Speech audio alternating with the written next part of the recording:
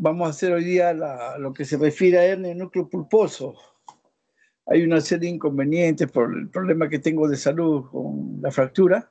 Entonces me hace un poco difícil maniobrar algunas cosas. Bueno, entonces es importante para saber sobre patología degenerativa de disco, saber de que la forma de la columna, la anatomía en sí, en general, ¿no? Saber las partes de la columna, saber de que el disco no está ubicado en una sola localización, sino que hay más de 30 localizaciones, porque las vértebras son de 31 a 33, entonces los espacios discales son hasta L5, S1, hay espacios discales. Y esos espacios discales están entre vértebra y vértebra, pero dentro de la anatomía de la vertebral, ustedes van a ver de que la columna tiene una forma especial debido a que todas las vértebras no tienen igual forma, no tienen igual tamaño, ¿no? Cada una de ellas tiene una característica especial, sobre todo a nivel cervical, y también tienen características comunes.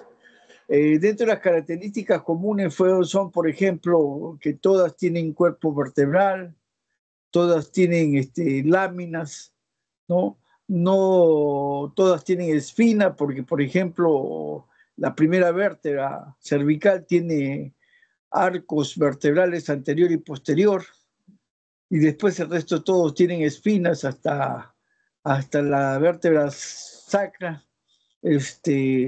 Las vértebras cervicales se caracterizan porque tienen los cuerpos vertebrales más pequeños.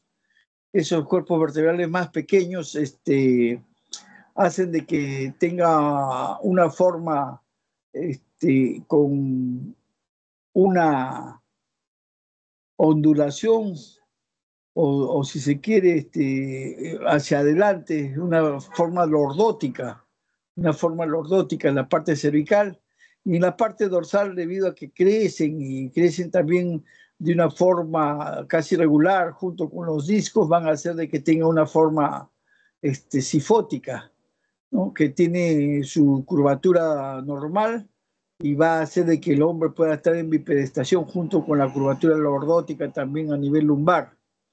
En realidad cada una de las vértebras con sus discos tienen una forma de funcionamiento en común, ¿no? Así como tienen unidades en común, como por ejemplo son los ligamentos que la unen el vertebral común anterior, el vertebral común posterior, ¿no? El canal vertebral que une a todas las vértebras, aunque no es un espacio, no une nada, ¿no? La articulación posterior, ¿no? Y sus apófisis transversas, espinosas, pero también tiene ligamentos, tiene músculos que lo cubren, que van a dar esa exquisita forma que tiene la columna vertebral y que le va a dar sus propiedades de estabilidad, le va a dar sus propiedades de elasticidad, ¿no? Eso va a hacer una forma especial, ¿no? Que es la forma de S itálica con sus curvaturas que ya les he mencionado. Este, Todo ello va a estar compuesto por unidades vertebrales. Esas unidades están compuestas por un segmento vertebral, le llamamos nosotros, que son dos vértebras juntas o dos cuerpos vertebrales junto con sus arco posterior, por supuesto, y su disco intervertebral. Todos estos segmentos que van de dos en dos cumplen funciones, las funciones que son los movimientos, el movimiento anterior de flexión, el posterior de extensión, los laterales, los movimientos circulares incluso, ¿no? Que va a dar esos tejidos blandos como son el disco y los ligamentos, van a dar posibilidad de que haya, porque ustedes saben que las vértebras son estáticas, son elementos ya duros, constituidos, que no van a cambiar de forma, por lo menos en algún tiempo. Y eso va a hacer de que tengan esas funciones de movilidad comunes a todos los segmentos vertebrales. Entonces, el segmento vertebral vienen a ser dos vértebras, las dos vértebras junto con su disco, ¿no? Y todos estos así como cumplen las mismas funciones y tienen el mismo origen genético y de evolución embriológica, también estos elementos van a degenerar en forma simultánea, ¿no? En forma simultánea, pero son los segmentos vertebrales. Y todos van a tener el mismo proceso degenerativo, todos los segmentos vertebrales. Entonces, dos vértebras juntas más su disco es un segmento vertebral. ¿Cómo comienza el proceso degenerativo? El proceso degenerativo en un disco intervertebral va a comenzar con un proceso de deshidratación en el ser humano, que eso lo vamos a ver posteriormente en imágenes, con un proceso de deshidratación. Bueno, seguimos subiendo y en la siguiente lámina nosotros vemos acá un cuadro que nos va a explicar prácticamente toda la patología degenerativa del disco intervertebral, o sea, de cómo se genera la columna y qué problemas pudieran o no tener. Definitivamente, el proceso degenerativo comienza más o menos a los 33 años de edad para todas las personas. Y posteriormente es un proceso de envejecimiento, sino que nosotros lo llamamos degenerativo porque va produciéndose una involución de esa estructura, ¿no? Que no es otra cosa que el envejecimiento, ¿no? Y para llamarlo más fácilmente degenerativo o más complejamente, si se quiere, degenerativo que envejecimiento, porque le tenemos miedo al envejecimiento. En algunos casos produce cuadros patológicos y en otros casos no, pues, ¿no? En otros casos la persona no tiene sintomatología. Es decir, se produce el mismo proceso degenerativo, pero no tiene sintomatología. Cuando hay sintomatología, el principal problema de las personas es el dolor. Pero no es cualquier dolor, es un dolor al movimiento. Por eso es un dolor mecánico. Toda patología degenerativa tiene un dolor mecánico, ¿no? A eso nosotros le llamamos un cuadro de espondilosis. Es decir, comienza a haber cambios en el disco intervertebral y también comienza a haber cambios en la misma vértebra, ¿no? Formándose los famosos osteofitos por degeneración de ese disco intervertebral, que ya lo veremos cómo se degenera. Entonces, esto va a traer consecuencias para algunos pacientes o para algunas personas, y en algunos no trae ningún problema, pero en la mayoría sí. ¿Cuáles son esas consecuencias? Consecuencias directas y las consecuencias indirectas, ¿ya? Las consecuencias indirectas. ¿Cuáles son las consecuencias directas? Son dos: la ruptura interna discal y la hernia del disco. Y las consecuencias indirectas son tres: la inestabilidad segmentaria, la enfermedad articular posterior y la estenosis, el estrechamiento del agujero intervertebral o el agujero vertebral por donde pasa la médula. Entonces, comenzamos con las primeras consecuencias, las directas, la ruptura interna discal. ¿De qué trata? Les había dicho yo de que en primer lugar comienza el proceso degenerativo con una deshidratación. Entonces, como ustedes saben, el disco tiene núcleo pulposo y la parte externa, que viene a ser el anillo fibroso.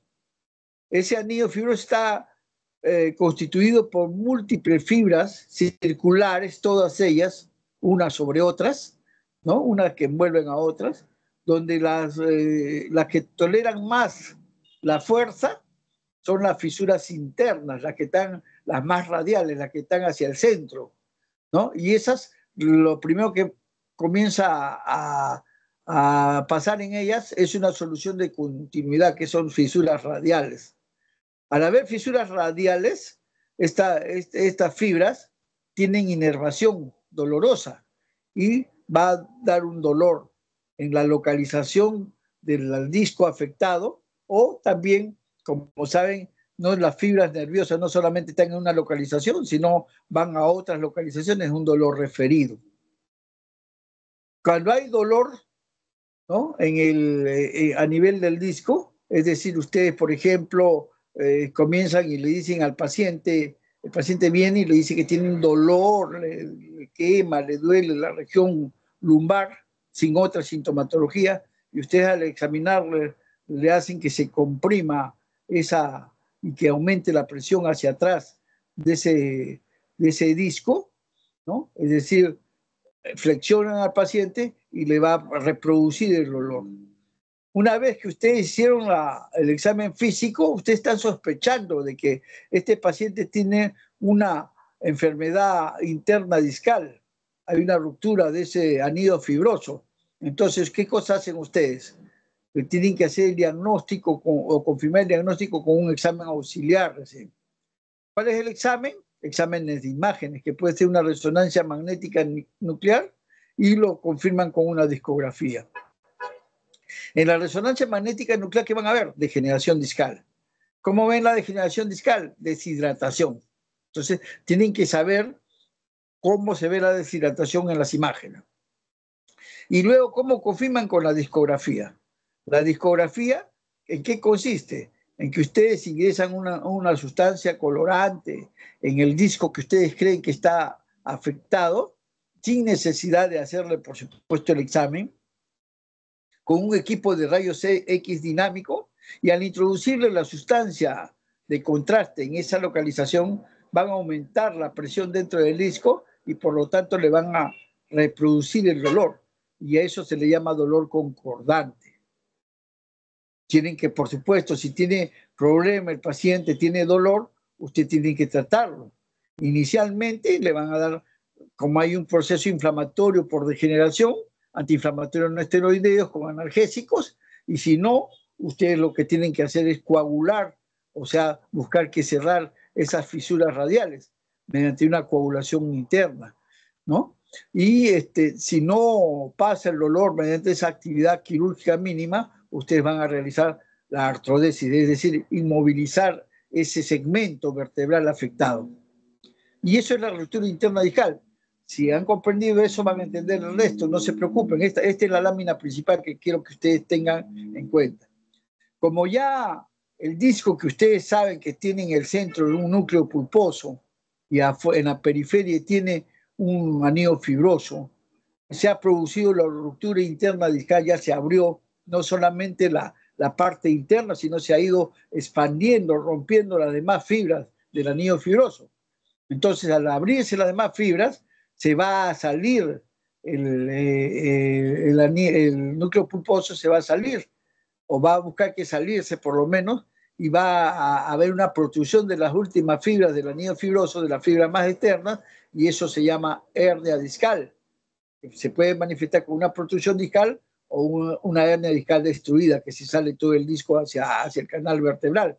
¿Sí? Y puede producir síntomas o no.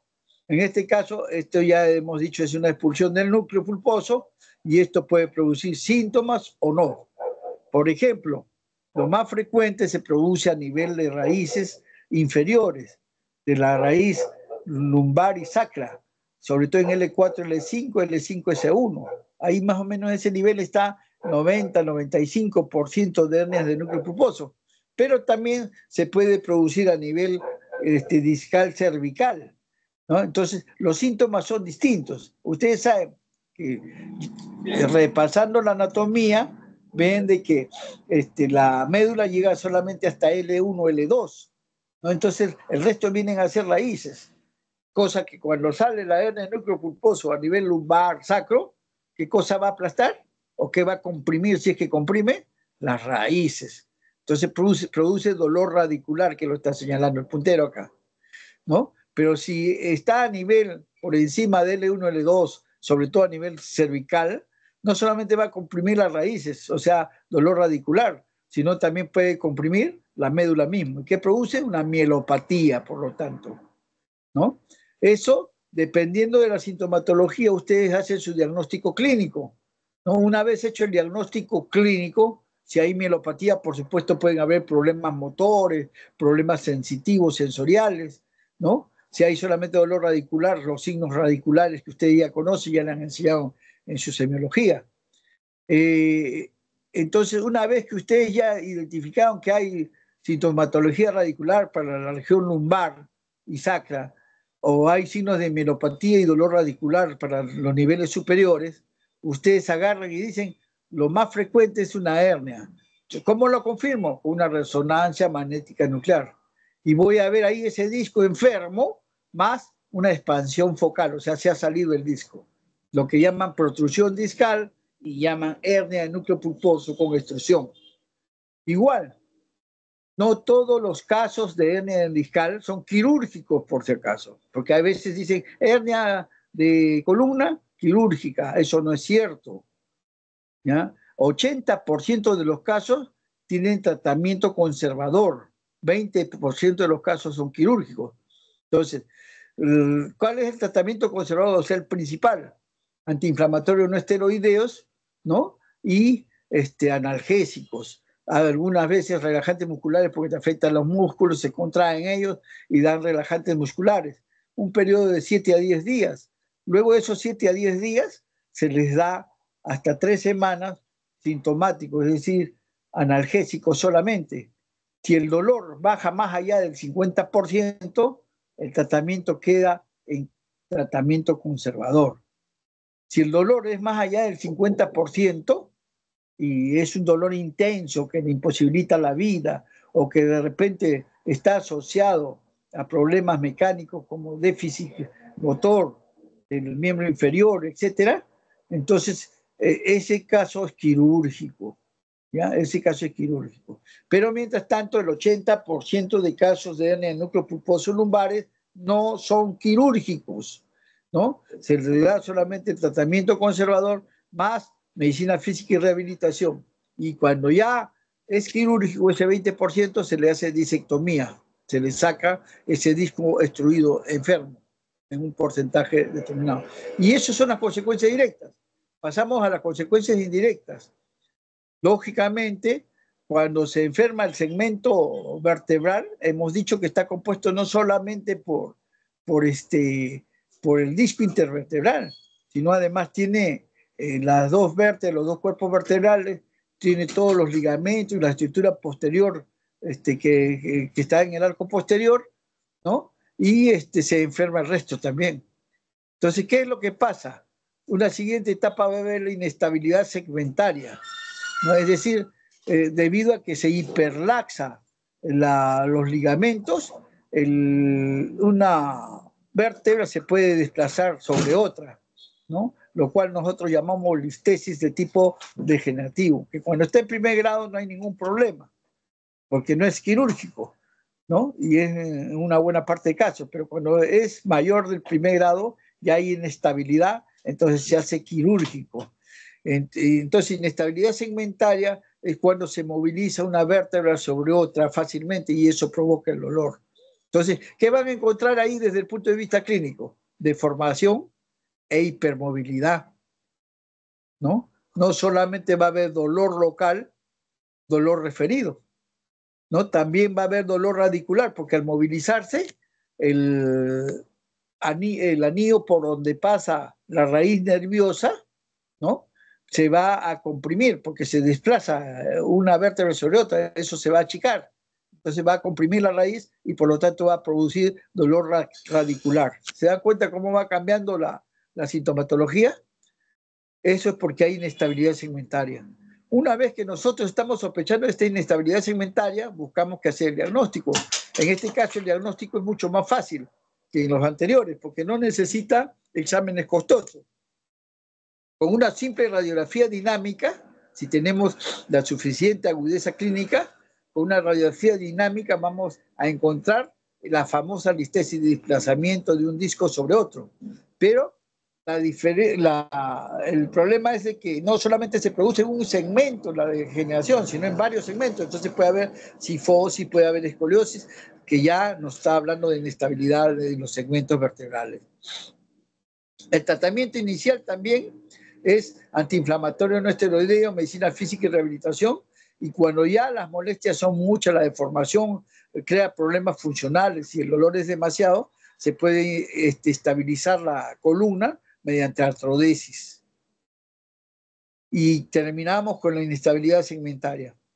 Seguimos con la artropatía posterior, o sea, la enfermedad de la articulación posterior de las vértebras, ¿no? Las apófisis articulares, una se monta sobre otra y debido a que hay daño ya articular a nivel del disco, hay inestabilidad segmentaria, va a haber roces, esa articulación se daña. Entonces, la sinovia va a dañarse también. Hay un daño articular sinovial. Y va a dar también un dolor local o referido, porque a veces no hay inestabilidad, pero hay enfermedad articular también, porque está el proceso generativo de deshidratación es en todos lados. Entonces va a haber dolor local o dolor referido. Y si, como no hay inestabilidad, acá no hay problema radicular tampoco, ¿no? ¿Cómo hacemos el diagnóstico si sospechamos de una artropatía posterior? Hacemos un bloqueo diagnóstico con un equipo de rayos X dinámico que ya habíamos conversado para el caso de las rupturas internas discales, o también para inestabilidad segmentaria. Nosotros agarramos y le tomamos una radiografía realizándole un bloqueo diagnóstico en la localización donde está esa articulación posterior que suponemos que está dañada, ¿no? ¿Con qué? Con analgésico, es decir, anestesia, silocaína, comúnmente usamos, la que comúnmente usamos, y un antiinflamatorio esteroideo. A veces incluso no solamente suele ser diagnóstico eso, sino tratamiento, y tratamiento definitivo en algunos casos.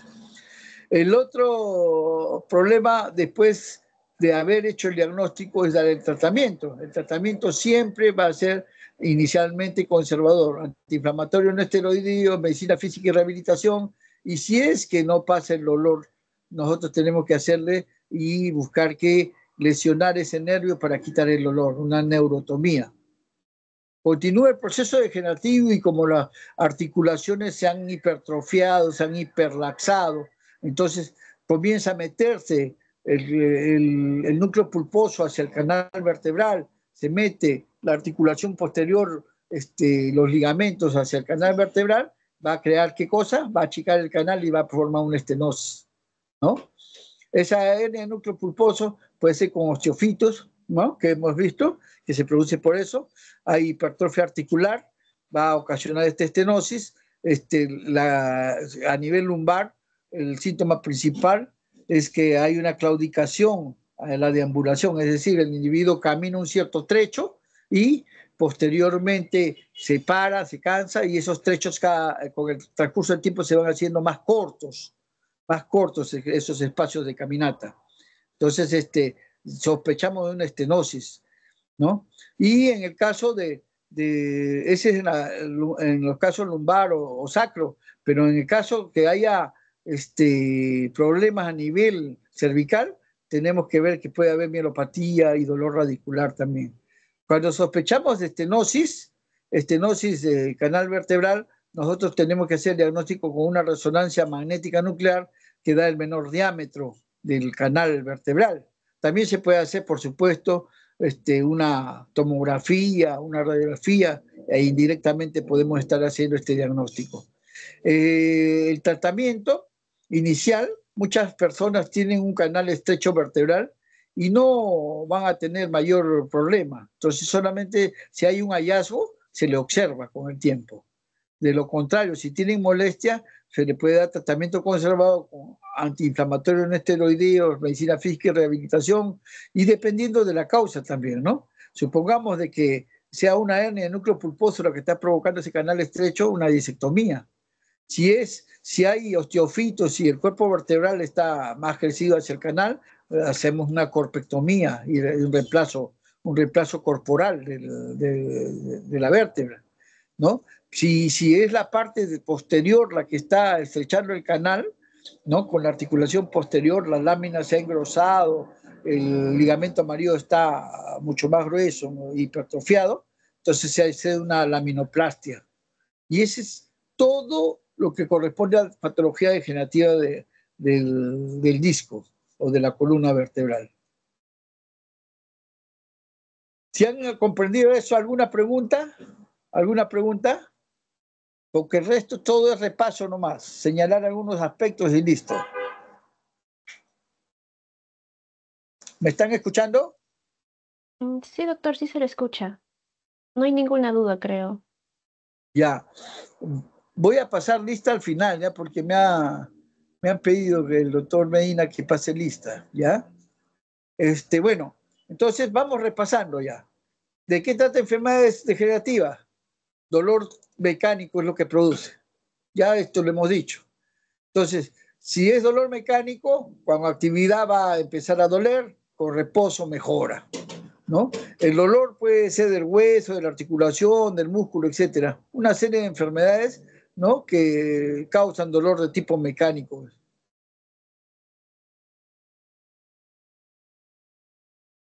Hablamos de espondilosis en enfermedad degenerativa discal, ¿no? Esto es una enfermedad degenerativa artrósica de la espina, ¿no? O también se le llama espondilosis a la osteofitosis vertebral, es decir, la formación de neohueso, consecuencia del deterioro anatómico y funcional del disco intervertebral, del envejecimiento, ¿no? Así en corto. El 70% de los mayores de 70 años tienen espondilosis cervical en sus radiografías. Acá son ejemplos de todas las enfermedades degenerativas discales y de columna vertebral. Por ejemplo, una escoliosis, ¿no? Una columna cervical que está recta, rectificada, saben que es de manera lordótica, tiene una curvatura antero-posterior, y acá, porque ven la fractura a nivel del arco posterior que está señalando esta flechita negra.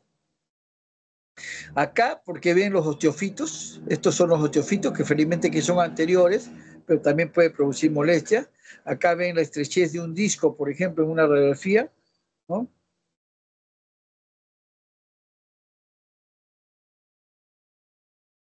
¿Y cuál es la etiopatogenia?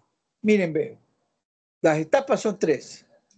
Y esto van a ver en todos los pacientes, ¿no? Después de los 33 años. Primero, hay una alteración de la función. O sea, la persona camina, le duele, o les dice, pues tengo dolor lumbar, y cuando descansa, mejora, ¿no? Entonces, una disfunción de ese segmento vertebral. Posteriormente, conforme se genera, va a haber la inestabilidad, llega hasta la inestabilidad, donde se desplazan las estructuras vertebrales. Y posteriormente, como ustedes ven, se forman el hueso con los osteofitos. Entonces, al pegarse esos huesos, va a haber una estabilización nuevamente. Pero esa estabilización no es una estabilización normal, es una estabilización patológica, ¿no? Que en algunos casos, cuando estrechan los canales, produce sintomatología, pues, ¿no? Muy bien. Acá, en esta imagen, ustedes ven lo que es un segmento vertebral. Dos vértebras con su disco intervertebral y sus articulaciones posteriores, ¿no? Que lo ven acá, ¿ya? Para que vean la forma del disco intervertebral, que tiene un núcleo pulposo en el centro y el anillo fibroso, que son múltiples laminillas, como ustedes ven, de adentro hacia afuera, ¿no? Ese es el disco intervertebral. Normalmente se ve así, ¿no? De esta manera. Pero ¿qué pasa? Habíamos dicho que hay un problema degenerativo, ¿no? Acá para que vean las diferentes láminas unas sobre otras del anillo fibroso, pero el núcleo pulposo primero se deshidrata, después se rompen estas fibras, ¿no? De adentro hacia afuera y se sale finalmente la hernia del núcleo pulposo. A eso se refiere. Esto para que vean cómo es la naturaleza dinámica, tiene una forma y con un tamaño que no se pierde, pero que sí desplaza porque soporta el peso de una manera vertical para el ser humano, ¿no? Y la presión se va a producir de manera vertical inicialmente, pero posteriormente esa fuerza que hay acá, esta presión, se va a desplazar y se va a desplazar hacia afuera o hacia adentro, ¿no? Del disco hacia los canales respectivos. Estos anillos fibrosos, estas diferentes fibras, no están colocadas de manera paralela, están entrecruzadas más o menos un promedio de 30 grados, por si acaso, para que tenga una buena resistencia. Entonces, en la etiopatogenia hay causas degenerativas que son difíciles de precisar, pero algunas pueden ser genéticas, otras pueden ser adquiridas, como ustedes ven ahí. Las adquiridas son por traumas reiterados, microtraumas muchas veces.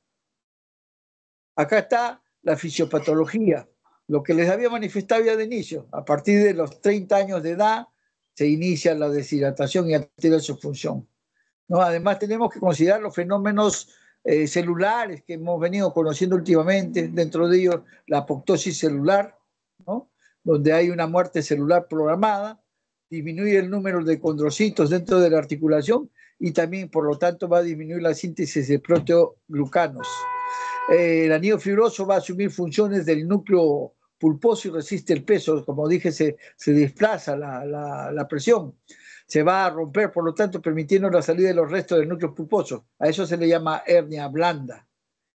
Con el tiempo va a disminuir la altura, por lo tanto, se vuelve procidente, extendiéndose fuera del interespacio y va a traccionar a su inserción del hueso. Esas son las fibras de Charpey que va a estimular la formación de los huesos nuevos, de los osteofitos marginales, de los picos del oro que llamamos. A eso ya se le llama hernia dura en el cuerpo vertebral. Con la degeneración del disco va a cambiar la distribución del peso de la columna, se van a sobrecargar las articulaciones interapofisiales posteriores. Inicialmente el peso de la columna está acá adelante, el 75%, y acá 25% en la articulación posterior. Pero como ya esto está enfermo, está deshidratado, no cumple la misma función, esta función se la va a pasar para acá y va a soportar 50%, 50% o quizás hasta más. Entonces, por lo tanto, esto se enferma también, ¿no? Se sobrecarga la articulación y al no estar preparada para ello sufre una reacción osteogénica y se va a hipertrofiar. Acá está cómo normalmente están distribuidas las fibras del anillo fibroso que ustedes han visto, a 30 grados cada una, ¿no?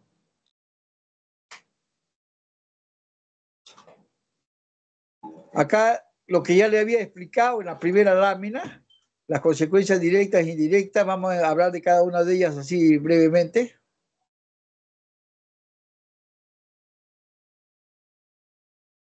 Estructura interna del disco, ¿no? Hay una clasificación que le hicieron en Dallas, Estados Unidos, que se da hasta grado 5, desde grado 0, pero no hay de grado 3, como ustedes pueden ver ahí, ¿no? Hay una pérdida de la estructura laminar del anillo fibroso por formación de las fisuras radiales y circulares, con un núcleo deshidratado, pero con un contorno exterior normal, lo que ya le he explicado, ¿no? En el grado 0 no hay fisura, está completo en el disco. Ese es cuando le echan un colorante y toman su discografía. Esa es una discografía. El grado 1 hay una fisura radial, o sea que se ha roto la tercera parte del anillo, de adentro hacia afuera, miren ustedes acá. En el grado 2 ya avanzó un poquito más, 2/3 partes. Grado 3 no hay. Grado 4, fisura radial completa del anillo, se rompió todo el anillo, como ustedes ven, ¿no? Pero la lámina externa se conserva, ¿no? Recién se diseca en el grado 5, como ustedes ven acá, grado 5, clasificación de Dallas, ¿no? Ya la clínica ya hemos hablado, ¿no? Dolor sobre todo a la flexión del paciente, y es un dolor mecánico, crónico, local o referido. Se llama síndrome del disco doloroso que aumenta con la flexión. Estamos repitiendo nomás. El examen no muestra signos de compresión radicular medular. Se hace el diagnóstico de resonancia magnética, discografía, ¿no? El diagnóstico diferencial con todas esas enfermedades donde se produzcan dolores similares. Ahí tiene una inestabilidad segmentaria, artropatía interapofisiaria posterior, enfermedad de Payet, entorsis, espondilolistesis, enfermedad de Sherman.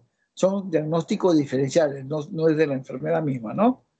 El tratamiento, hemos dicho, antiinflamatorio no esteroideos con fisioterapia es lo principal, pero en algunos casos hay que hacer una terapia electrotérmica intradiscal percutánea, o sea, cerramos esos anillos que están rotos. En estos casos, a los pacientes que no pudieron ser tratados con antiinflamatorios y fisioterapia, y alivia, 20% de esos pacientes le da alivio completo y 30% un alivio del 50% del dolor. Si es que los pacientes que continúan con molestias intensas y no les pasa, tienen que artrodesar, ¿no? O ponerle una articulación, una plastía articular, o sea, una articulación nueva, ¿no? Que no, que no es natural, ¿no? Estas son fotos, por ejemplo, cómo hacen la nucleoplastia, ¿no? Ingresan, esto es un ejemplo nomás, por supuesto, ¿no? No es una maqueta de columna, ingresan dentro del disco, y dentro del disco, cuando en pacientes ya introducen, ¿no? Y ahí van a introducir electricidad con radiofrecuencia, ¿no? Y el nervio que inerva van a hacer que no se produzca dolor y de paso van a cerrar esa herida que tiene a nivel del anillo fibroso, ¿no? Cuando el dolor es mucho, hemos dicho, tienen que estabilizar los dos, es decir, unen dos vértebras, eso se llama artrodesis, o de lo contrario le hacen un reemplazo discal, una discoplastía.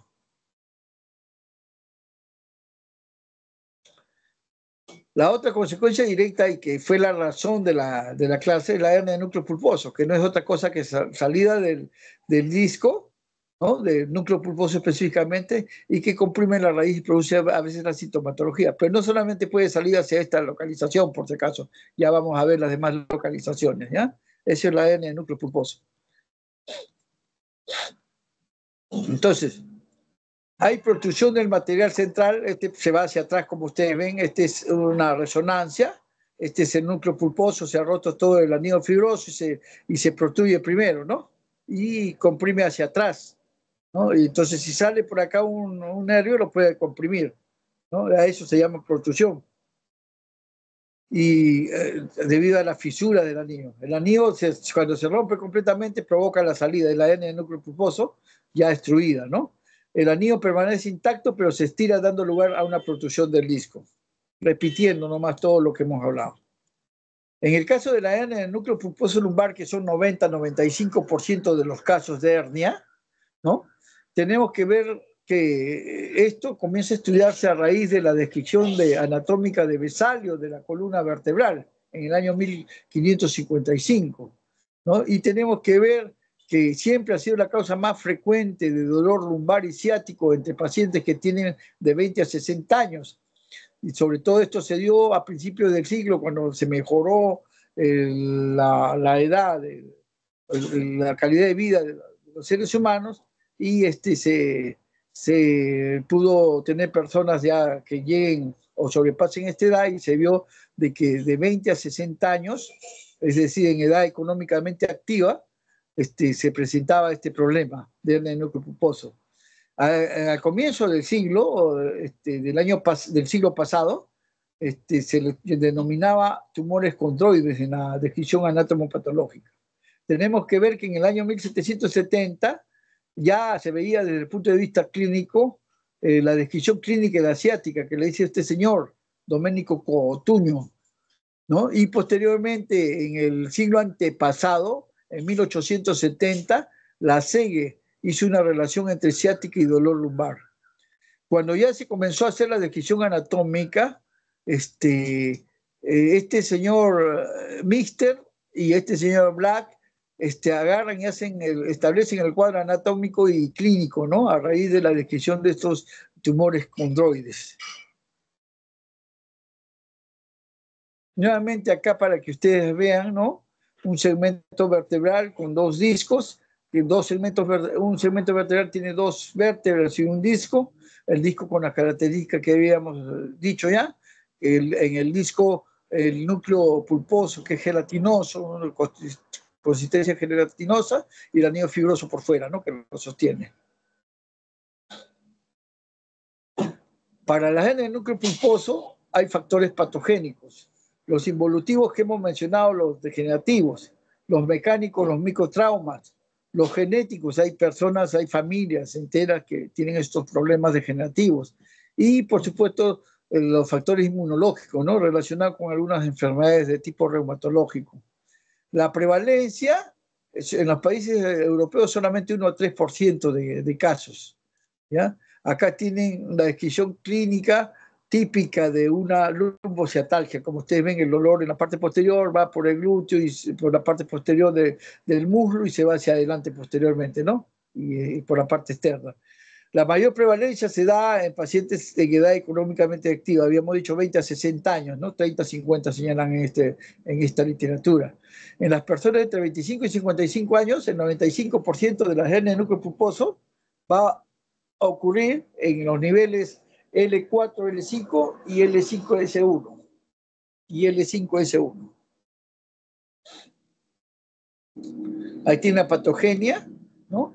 El anillo fibroso se lesiona primero, hay degeneración y pérdida de propiedades elásticas del disco y posteriormente compresión. ¿Por qué? Por una protrusión o bien por una obstrucción del disco, ¿no? La forma como se produce, va a haber fuerza de pulsión, que primero van a venir de arriba hacia abajo y después abajo van a hacerse verticales a ese eje, ¿no?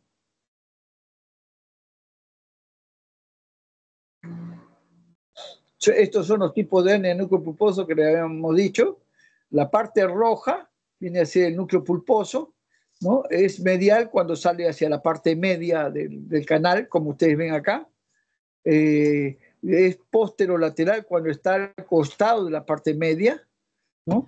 Es foraminal cuando va hacia la raíz y comprime la raíz, la que vemos casi comúnmente que produce sintomatología y hay que operar muchas veces, ¿no? Y es extraforaminal cuando sale fuera del agujero, el agujero de conjunción por donde sale la raíz, ¿no? Y estas hernias a su vez pueden ser, como le dijimos, dependiendo de la ruptura de todo el anillo fibroso, puede ser protruida, extruida o bien secuestrada cuando se sale, se rompe ya un pedazo del anillo fibroso y se sale, ¿no? Y migra, es secuestrada. Entonces la clínica depende de la localización, ya le hemos dicho también, radicular, hay un dolor radicular agudo, pero eso es principalmente a nivel de la zona lumbosacra, ¿no? Y la aparición generalmente es espontánea, ¿ya? En los niveles cervicales y al esfuerzo en los niveles lumbares. En el examen siempre van a encontrar, dependiendo de la localización, irritación y compresión radicular, sobre todo abajo, y medular cuando está arriba, también, ¿no? También. Esta es una resonancia, el examen que se toma para la hernia de núcleo pulposo, para confirmar, y vemos acá una hernia en T2, ¿no? En T2, una hernia que se ha salido, como ustedes ven, ¿no? Se ha salido. Acá también vemos la hernia, ¿no? Estos todos son en posición, todo lo que estoy señalando en posición axial. Miren acá la hernia, ¿no? Paramedial. Acá está en el canal, ¿no? Este es posición sagital y este también es posición sagital. Este es de la zona lumbar donde vemos a nivel L5S1 que está estas hernias. Este nivel L5S1, ¿no? La protrusión no se ha roto todo el anillo fibroso y acá también una protrusión importante, mira, que está comprimiendo la médula a nivel cervical, por eso da signos medulares. Acá cuando vemos una hernia ya en un paciente que una hernia dura que le llamamos, ¿no? Con una calcificación como vemos acá, un osteofito, ¿no? Formación de osteofito, ¿no? Y las radiografías dan signos indirectos también como vemos acá, los osteofitos, ¿no? Miren acá, esta es tomografía, estos dos. ¿Ya? Muy bien. Y acá la presencia de aire que ya nos está dando un indicador de que hay un problema a nivel discal en esa aire, ¿no? Entonces, y también para ver localización, porque la enfermedad degenerativa discal no se da a nivel de un solo segmento, sino de varios segmentos, y a veces están enfermos L2, L3, L3, L4, L4, L5, L5, S1. Entonces, tenemos que ubicar cuál es la que le provoca, y no solamente lo hacemos por la clínica, sino para confirmar una electromiografía y velocidad de conducción. En reposo da potenciales de fibrilación y ondas positivas agudas. En actividad hay menor número de potenciales activos y ondas polifásicas. Diagnóstico diferencial con todo lo que produce dolor radicular, que puede ser un absceso epidural, un hematoma epidural, metástasis, ¿no? Cuando se rompe, está un cáncer de otra localización en el hueso de la columna, neurinomas, quistes de ligamento amarillo, quistes sinoviales, estenosis, etcétera, ¿no? Una serie de enfermedades. ¿Cuál es el tratamiento de la hernia del núcleo pulposo? El principal objetivo es el dolor radicular, eliminarlo. 80-90% se eliminan, fíjese, solamente con antiinflamatorios y medicina física y rehabilitación por 3 semanas. Estamos repitiendo nomás, ¿no? Solamente 20% de esos casos, de 100 pacientes, 20 nomás se operan, ¿no? Siendo 80% de esas operaciones, o sea, de esos 20 se operaron 16 más o menos, ¿no? Un buen resultado. 4 van a tener complicaciones, por si acaso, eso es estadísticamente ya. ¿Cómo se hacen las operaciones? Si la hernia es a nivel cervical, se opera a veces por vía anterior, pero también se puede operar por vía posterior, como vemos. Más dificultoso es por vía posterior. Por vía anterior lo que se hace es sacar no solamente la hernia, sino el disco, y se pone muchas veces un reemplazo discal o se artrodesa.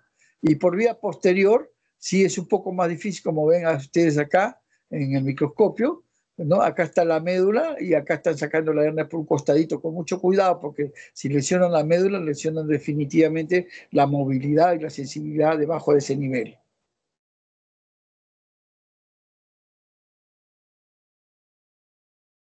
Antes se hacían cirugías macro, ¿no?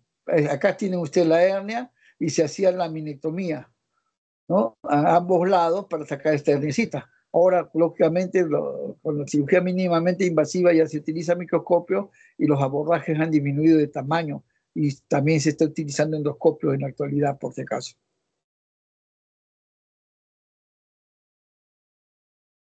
El tratamiento quirúrgico de las hernias de núcleos pulposos lumbares, ¿no? Y cervicales. Cuando hay compresión aguda de la médula cervical y cola de caballo, se considera una urgencia, por si acaso, ¿ya? O sea, si ustedes ven que de repente hay déficit motor de miembros superiores, hay parestesia y encuentran una hernia, eso es emergencia, es una urgencia, ¿no? Tiene que operarse pronto, porque si no el paciente puede quedarse inválido. Igual, si presenta signos de cola de caballo, ese paciente. ¿Qué es la inestabilidad segmentaria?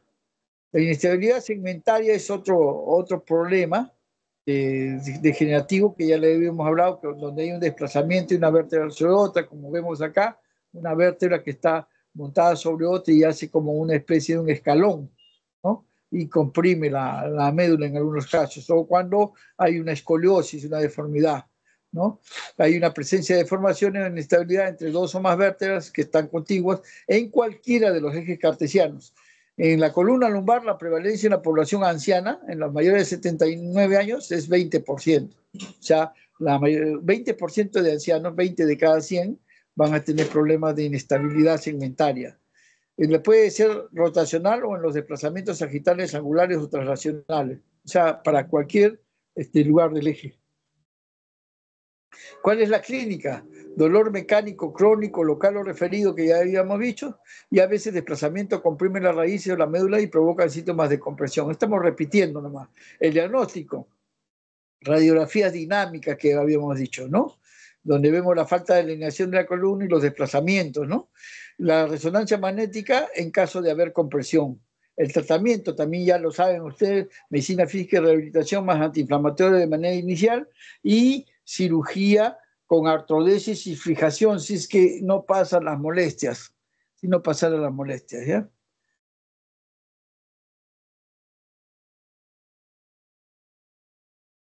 Aquí tienen ejemplos de inestabilidad segmentaria, una escoliosis, una hipercifosis, ¿no? Acá tienen ustedes el desplazamiento de una vértebra sobre otra y miren, comprime el canal, ¿no? Acá el desplazamiento también con osteofitos, como ustedes ven, pero este es por una lesión traumática, una fractura, ¿no? Una luxofractura.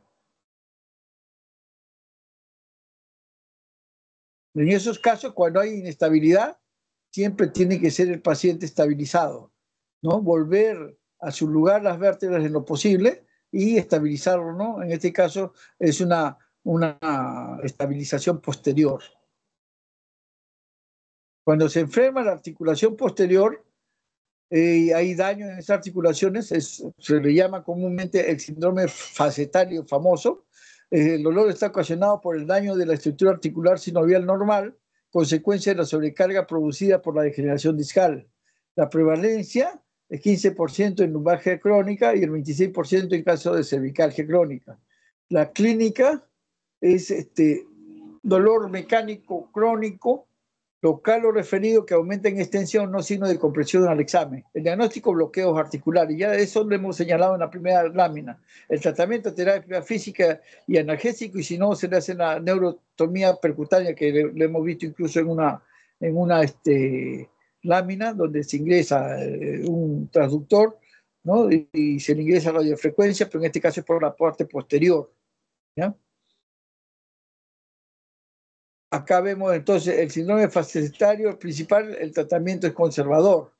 Miren ustedes, acá está, es enfermedad articular posterior y lo que hacen es una inyección de un analgésico, ¿no? Con un antiinflamatorio que dijimos que muchas veces es tratamiento, ¿no?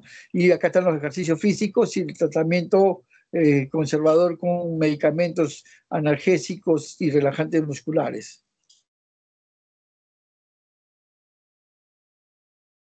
¿No? Si no, ya entramos al tratamiento quirúrgico si continúa, donde utilizamos esto, pues, ¿no? La introducción de sustancias y finalizamos con una artrodesis, estabilizamos la columna, ¿no? Y finalizamos con estenosis vertebral, es decir, el canal estrecho, ¿no? Que es más peligroso cuando la persona tiene canal estrecho cervical, lógicamente, ¿no? Es más frecuente después de los 60 años, el 20% de la estenosis es combinada, en tandem, una sobre otra, ¿ya? La estenosis degenerativa es más severa y se manifiesta más precozmente cuando previamente el canal es congénitamente más estrecho, es decir, por ejemplo, en pacientes con baja estatura, ¿no? Los pacientes enanos. Y acá tenemos un ejemplo claro de lo que es una estenosis espinal, miren ustedes, ¿no? Esta es una columna normal, saludable. Tienen ustedes el canal vertebral normal, tamaño amplio. El agujero de conjunción por donde sale la raíz también está grande, suficientemente como para que pase la raíz. En cambio, cuando hay un canal vertebral estrecho, vemos que se produce una hipertrofia articular de las facetas articulares posteriores, el nervio, la médula, así que a nivel cervical se comprime, ¿no? La hernia que se sale también y comprime, ¿no? Y producen un fenómeno inflamatorio, ¿no? Es una columna con estenosis. ¿Cuál es el síntoma principal?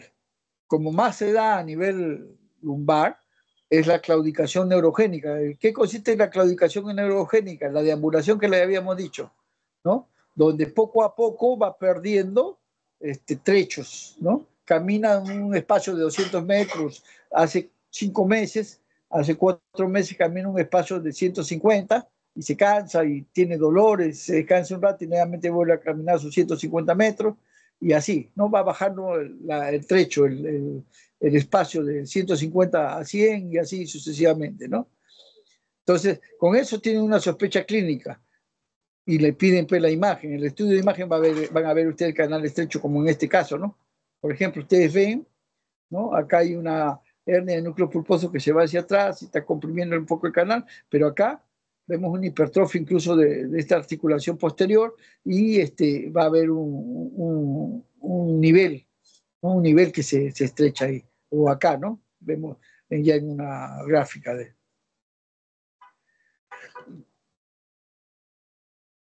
Estos son los tamaños de los canales, que no viene para el caso para que ustedes aprendan, porque el caso es hernia de núcleo pulposo. Y en este caso se utiliza la resonancia magnética nuclear, que son estudios de elección, ¿no? La sintomatología depende del nivel que está afectado, como le habíamos dicho, ¿no? Y el tratamiento, el diagnóstico primero es por imágenes, todas las imágenes valen, principalmente de la resonancia, pero se puede tomar radiografía, tomografía también y dar diagnóstico del canal estrecho, ¿no?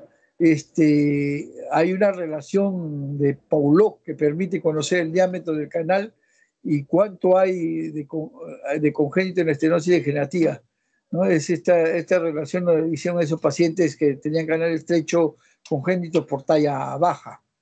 La estenosis vertebral, el diagnóstico diferencial se hace con todas esas enfermedades que están ahí, enfermedad vascular periférica, artrosis bilateral de cadera, neuropatías periféricas, esclerosis lateral amiotrófica. El tratamiento es con analgésicos y terapia física, inicialmente, ¿no? Posteriormente ya tiene que ser quirúrgico. Si usted, el tratamiento conservador, entonces analgésico y terapia física.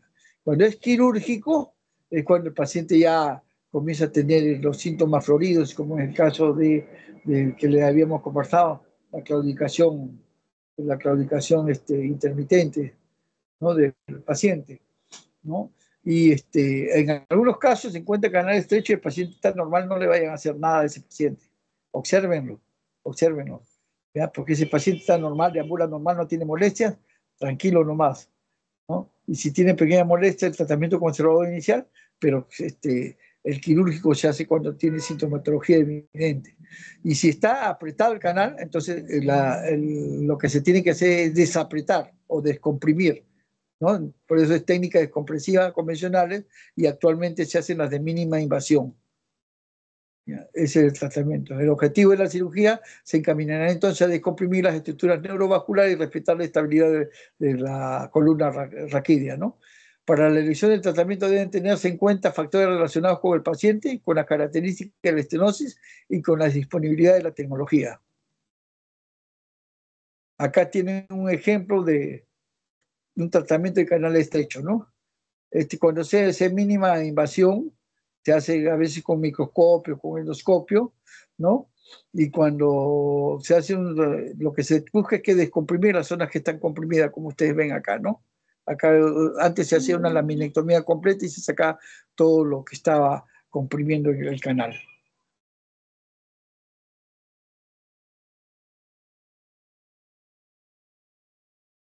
Actualmente se hace con endoscopía de columna, ¿no? Como ustedes ven.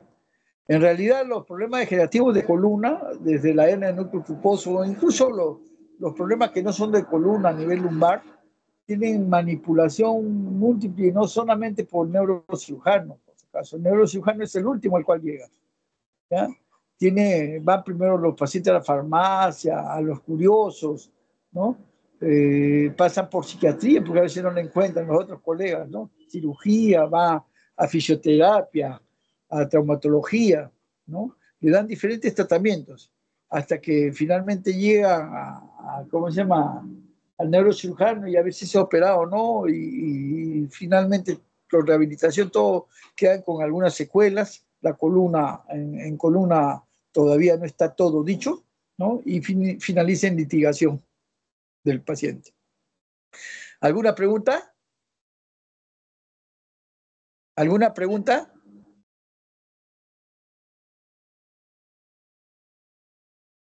Creo que no hay preguntas, doctor. Todo ha quedado claro. Ah, ya, muy bien. Entonces,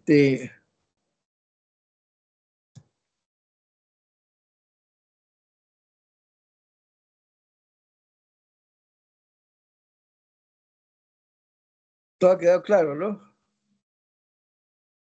Sí, doctor. No sé si me están viendo ustedes. Sí se visualiza, doctor. Ya, mire, el otro tema es cirugía estereotáxica.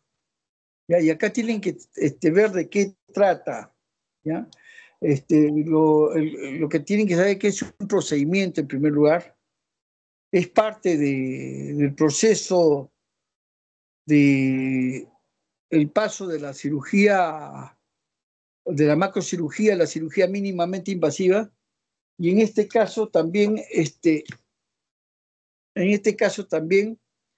este, no solamente a la cirugía mínimamente invasiva, sino de acceso a lugares inaccesibles, ¿ya? Cuando hablamos de cirugía estereotáxica, ustedes tienen que tener idea primero de los ejes que vivimos en la realidad, ¿no? Que son tridimensionales. Si supongamos ustedes ven acá, no sé si logran ver, miren ustedes mi mano, estoy señalando una esquina, ¿no es cierto? De mi habitación que está a nivel del librero, en la misma esquina. ¿Se dan cuenta o no? Sí, doctor. Ya. Ese punto es un punto en el cual se cruzan tres ejes, porque nosotros tenemos visión tridimensional y somos tridimensionales, ¿cierto? Ahí ustedes imaginen el eje de las X, ¿no? Que va y se va hacia atrás, que no lo vemos, hacia atrás. El eje de la Y que va de abajo hacia arriba, que no lo vemos, llega a ese punto donde se cruza. Y el eje de la Z, que se va hacia el fondo, ¿cierto? Y también se cruza en un lugar donde no vemos. Pero ese punto que estoy señalando es el punto de cruce. Es decir, hacia la derecha, en el eje de las X, positivo. Hacia arriba, en el eje de las Y, positivo. Y hacia adelante, en el eje que no lo vemos, en el eje de la Z, positivo. Todo lo que está para atrás, a la izquierda o hacia abajo, es negativo. Entonces, ¿qué quiere decir? Que ese punto es el punto cero, ¿cierto? Es el punto cero. Si yo, miren mi cabeza, acá me estoy tocando mi cabeza, este es un punto de mi cabeza, ¿ya?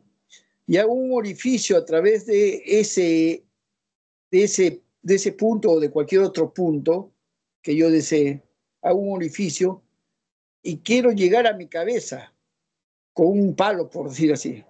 Llego a mi cabeza. ¿Puedo llegar? Sí puedo llegar, sin mirarlo. Puedo llegar solamente con un orificio pequeño y un palo y llego a ese punto que estoy señalando en mi cabeza. ¿Cómo llego? A través de esos ejes. Mido la distancia en el eje de las X, que es positivo, ¿no? Positivo tanto. En el eje de la Y, negativo tanto. En el eje de la Z, negativo tanto. Y ese es el punto exacto donde voy a llegar a mi cabeza. De eso trata la cirugía estereotáxica, ¿no? Dentro de la cabeza, idean un marco estereotáxico que en estos momentos no lo tengo, ¿no? Les voy a pasar en la clase cuando la encuentren, la verdad que no he encontrado la clase. Y en el marco estereotáxico, que es un marco que tiene las mediciones en esas tres dimensiones, ¿no? Previamente hemos realizado una imagen para hacer un diagnóstico, ¿no? Le hemos estudiado al paciente y tiene una determinada enfermedad, un tumor, qué sé yo, puede ser una enfermedad funcional, un Parkinson, convulsiones, etcétera. Una enfermedad que se pueda manejar con estereotaxia, ¿ya? Y ubico ese punto que estamos señalando adentro, ¿no? Y con una aguja, con las mediciones respectivas, con esa imagen que hemos tomado, lógicamente esa imagen tiene que tener el software, ¿no? Necesario que tiene ese marco estereotáxico para que pueda llegar justo a ese punto. Podemos provocar una extracción, una biopsia, podemos provocar ubicar la lesión para hacer una exéresis, podemos provocar una estimulación de esa zona o podemos provocar una lesión de esa zona, ¿ya? Y con eso estamos dando tratamiento, o sea, ya estamos viendo el tratamiento que se hace con ese marco estereotáxico, ¿no? Actualmente se utiliza pues para tratamiento de convulsiones o epilepsia, para tratamiento de movimientos anormales como el Parkinson, ¿no? Definitivamente no es la panacea, pero disminuye, por ejemplo, alguna sintomatología, ¿no? Con neuroestimulación o bien bloqueando, ¿no? O provocando lesión. De eso trata la cirugía estereotáxica. ¿Alguna pregunta al respecto?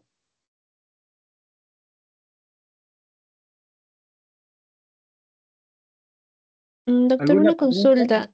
Disculpe, Sí, entonces la cirugía estereotáxica es solamente para cirugías de cráneo.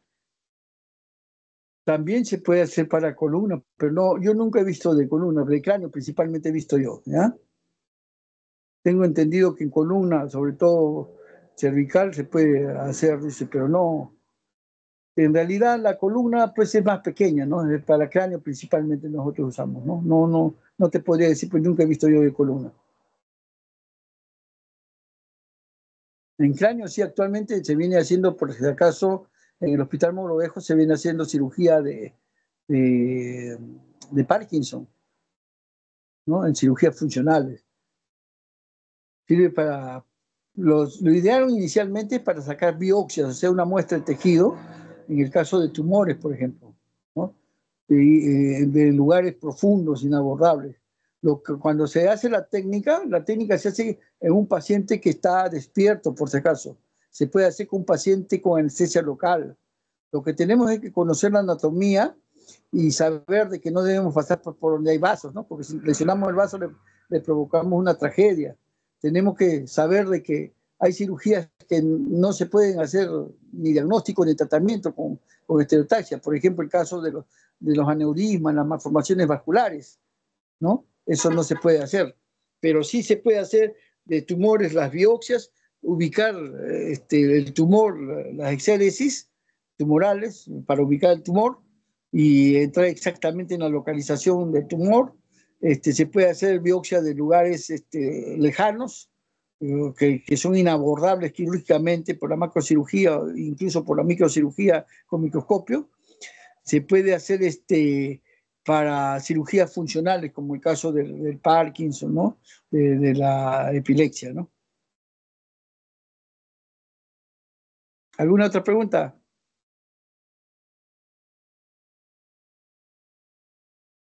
Yo les voy a mandar la clase de cirugía estereotáxica, pero en síntesis es lo que le estoy diciendo ahorita. Ok, doctor. Bueno,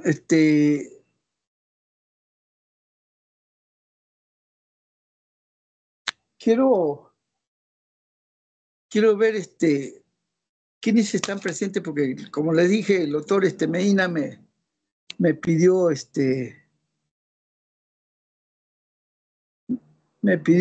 ver tomarles lista.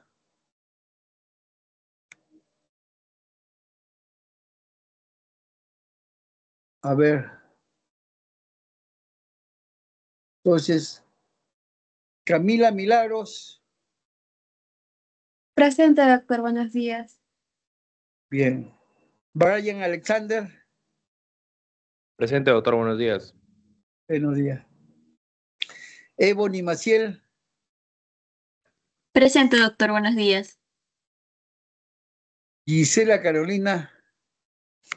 Presente, doctor, buenos días. Anthony Juan.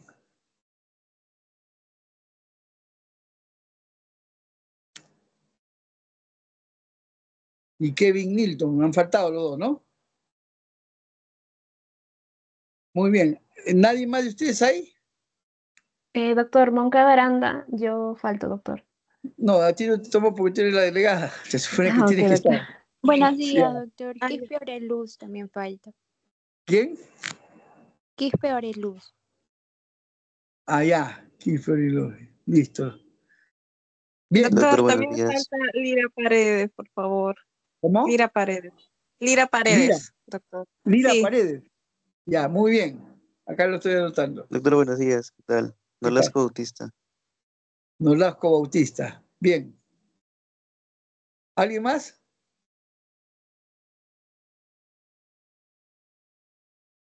Bien, entonces quedamos con ustedes. Les voy a pasar la clase. Espero que hayan atendido bien.